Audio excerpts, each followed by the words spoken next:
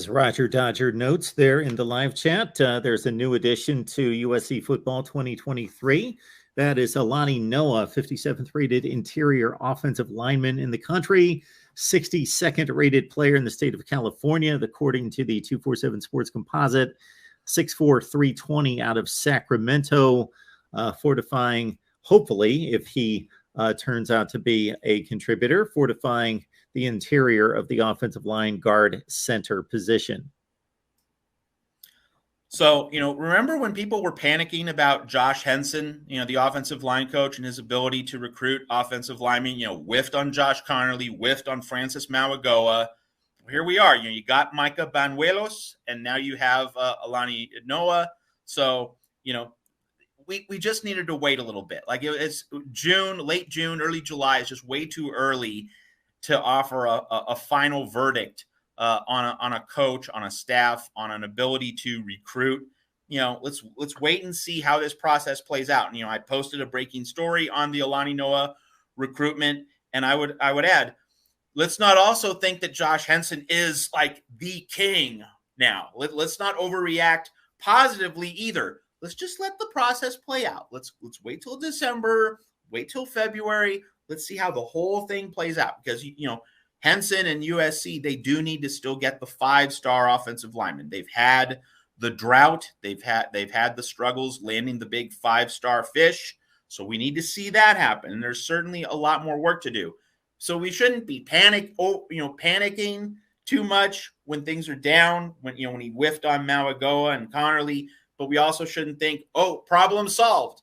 But obviously, definitely getting some momentum, definitely getting some good results on the board.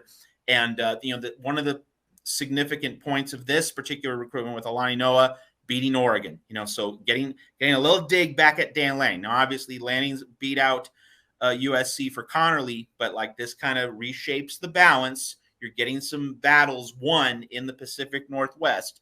So, it's definitely evening things out. But the big thing is let's wait until the whole recruiting cycle runs its course, and we shouldn't overreact to any individual recruitment. That's what we need to keep in mind.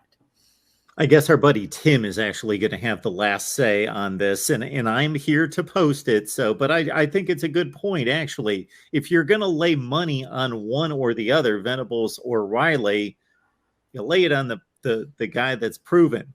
55-10, multiple playoff appearances, and not just 55-10, 55-10 at the school where Venables is now coaching. I mean, if you absolutely had to, sure. But, Mark, we talked about this a week ago when I mentioned a post about how, Lincoln Riley has a track record developing quarterbacks, and Jeff Levy, the new offensive coordinator under Brent Venables, doesn't have nearly as much of one. Like, that's an indisputable point, okay? But it's not a commentary on Jeff Levy, all right? That's just because his career has barely gotten off the ground. I think he's going to do a good job, but we get into such hyper-partisanship that even the most basic, obvious, incontestable point becomes a subject of debate. Like, it's not a knock on Jeff Levy to say he doesn't have as much of a track record as Lincoln Riley does. It just means he hasn't been in the business very long. That's all. It's not a criticism. It's just measuring what you have actually done. And if you're new to the business, you're just going to have a shorter resume and a shorter portfolio than someone who's been around for several years. That's all it is.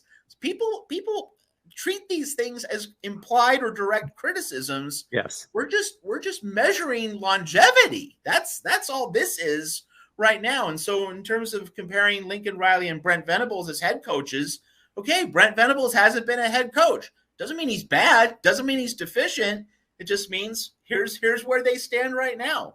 I think Brent Venables is going to do really well. But yes, Lincoln Riley has proven himself as a head coach. Just because Brent Venables has not proven himself because his career hasn't started yet. It doesn't mean he's flawed. It just means we don't have anything to go on yet. So, of course, you take Lincoln Riley right now in a comparison. But if Venables makes the playoff in a couple years, wins a playoff semifinal, the conversation will organically change by running its course. Let's just let these things play out. We don't have to arrive at premature verdicts.